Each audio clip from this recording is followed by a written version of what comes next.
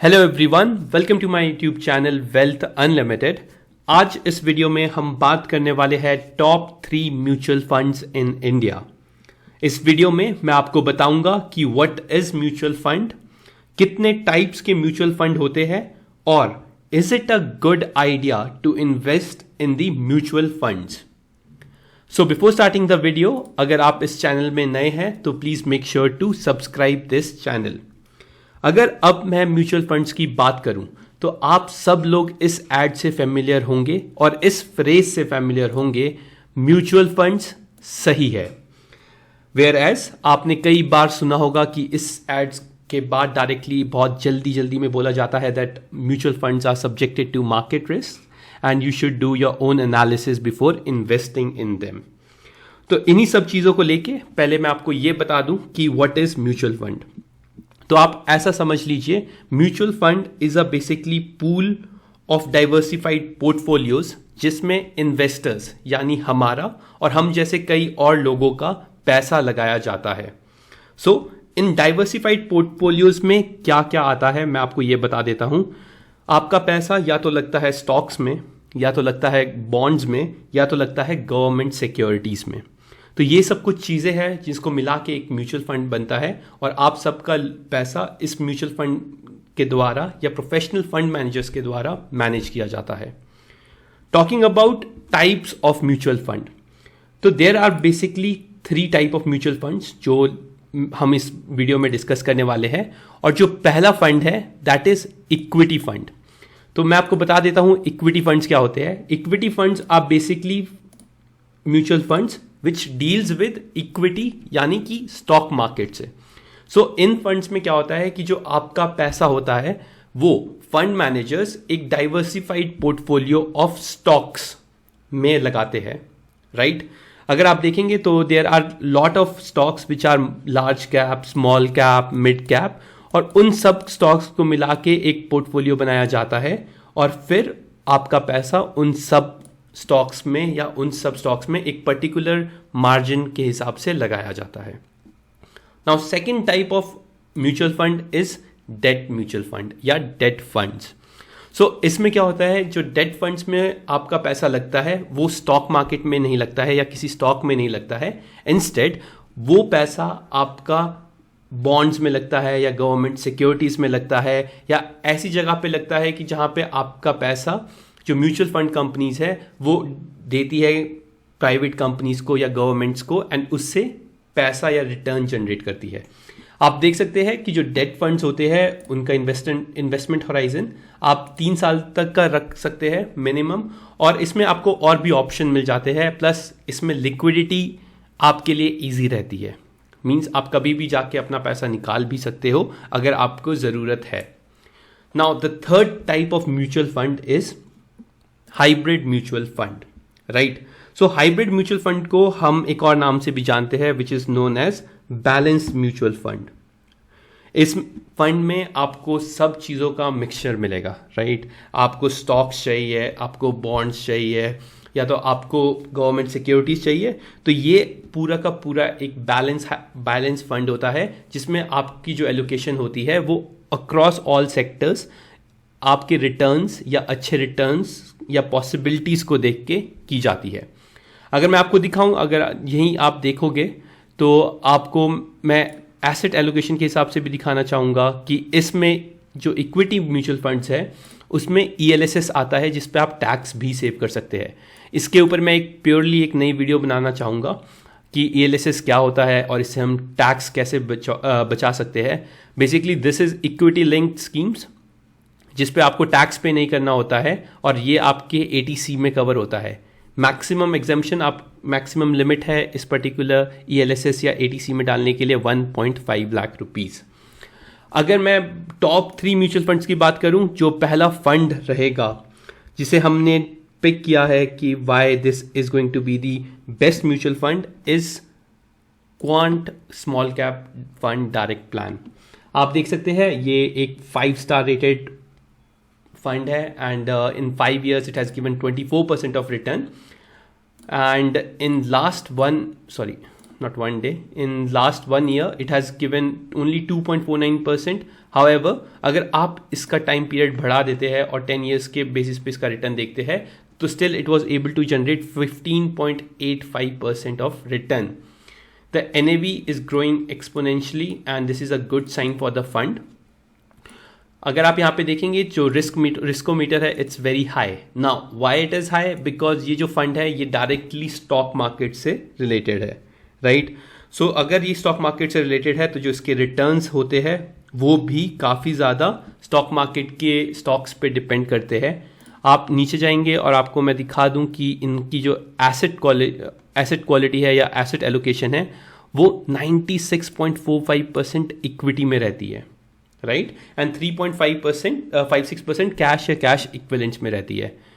तो ये रही आपको स्टॉक मार्केट या स्मॉल कैप फंड के बारे में. अगर मैं आपको बताऊं डेट फंड तो there is Aditya Birla Sun Life medium term plan जो एक अच्छा डेट फंड के रूप में इस साल उभरा है. आप देख सकते हैं एक साल में इस डेट फंड ने 23.47% रिटर्न दिए है और रिस्क इसमें मॉडरेटली हाई है.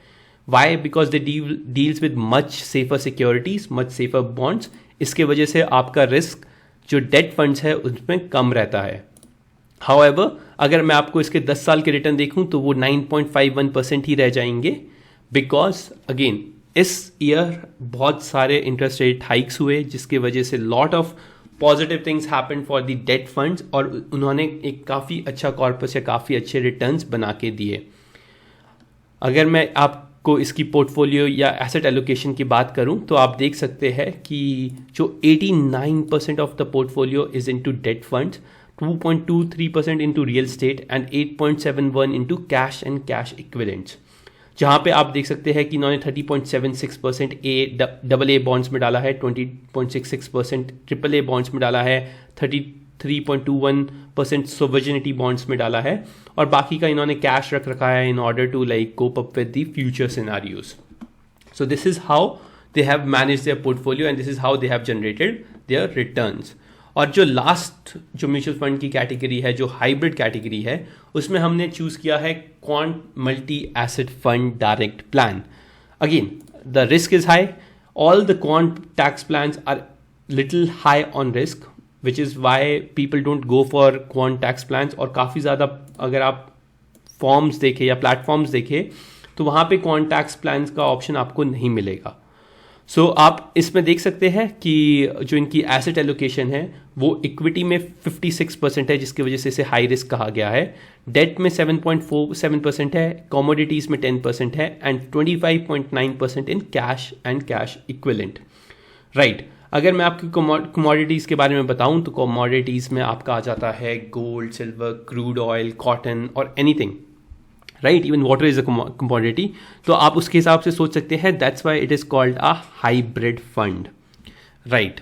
सो ये थे जो 3 मेजर परफॉर्मेंस वाइज जो हमने म्यूचुअल फंड्स पिक किए थे इस पर्टिकुलर 2023 के ईयर के लिए.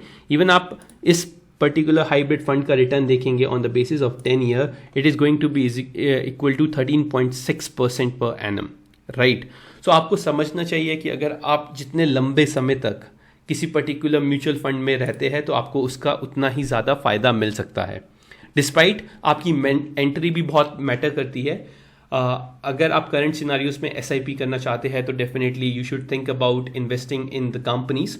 और जो इन्वेस्टमेंट रहता है वो आपकी रिस्क एपेटाइट के हिसाब से रहना चाहिए. Okay, there are certain advantages and disadvantages on mutual fund जो मैं आपको बता सकता हूँ कि म्यूचुअल फंड आपका जो होता है वो पर्टिकुलरली फंड मैनेजर्स के द्वारा मैनेज किया जाता है which is a positive sign, right? इसमें लिक्विडिटी रहती है आपके पास कि आप कभी भी म्यूचुअल फंड से अपने पैसा को निकाल सकते हैं, provided there are some mutual fund plan जिस पे आपका कॉर्पस लॉक इन रहता है. जैसे कि ELSS की बात करूं तो उसमें 3 साल के लिए आपका जो पैसा होता है वो लॉक रहता है and after 3 years you can take that money out, right?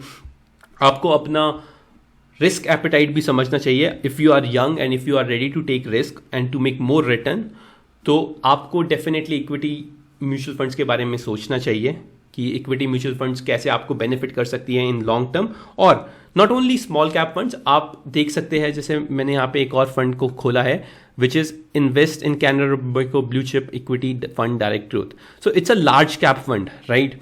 मैं आपको बता देता हूँ कि ये एक लार्ज कैप फंड है। लार्ज कैप फंड का मतलब है कि ये लार्ज कैप कंपनीज जो इंडिया की सम ऑफ द बेस्ट कंपनीज है उनमें अपना पैसा इन्वेस्ट करती है। आप देखेंगे कि यहाँ पे लार्ज कैप में रफली 90% इन्होंने अपना पैसा डाल रखा है, जिसमें से some of the top banks of the country like HDFC Bank, ICICI Bank, the top IT company, one of the top IT company of the country, Infosys, and the largest market capitalization of the company, Reliance Industry, is included. So these are the funds, or these are the blue chip funds where you can see that the risk is going to be low because these are already a huge businesses. But again, risk and reward ratio is something you should understand while before investing into the stock market as well as into the mutual funds. ये है कि यहाँ पे आपके पास एक professional fund manager का सहारा रहता है, so you don't have to worry much about your investments. जो भी हमने अभी तक जो पास्ट 3 म्यूचुअल फंड्स देखे उन्हें हमने 3 बेसिस पे कैटेगराइज किया था या 3 बेसिस पे हमने एनालाइज किया था उनके पास्ट परफॉर्मेंस पे, and they are able to generate a past performance annualised return of 12 to 15%। उनका एक्सपेंस रेशियो भी 1.5% से कम है। येस, इन तीनों म्यूचुअल फंड्स का expense ratio is less than 1.5% as well, and they have a strong historical performance as well. So these were some of the points which we considered before picking these stocks. However, ये stocks के return fluctuate होते रहते हैं और like ये mutual funds के return fluctuate होते रहते हैं.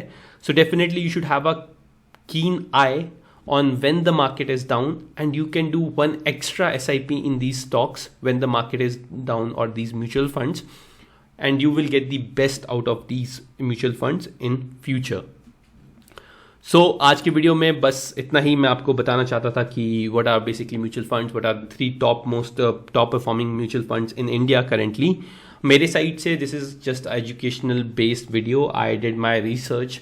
However, I want to give a disclaimer that I do invest in mutual funds, and yes, I believe it's a good idea to invest money in mutual funds as it gets you or it gives you enough interest or enough return to manage and survive the inflation of the country. But however, आपको ये चीज़ें ध्यान में रखनी चाहिए कि mutual funds आपको immediately वैसा बना के नहीं दे, तो आपको इसमें पेशेंस रखना होगा। If you want to invest, please make sure to discuss the same thing with your financial advisor and see how he planned out your financial thing and how he analyzed your risk appetite, and then do the investments on your own behalf. Right. So please अपने consider कीजिए अपने financial goals को, अपने risk appetite को check कीजिए before making any sort of investment decision. This is it from my side. Thank you.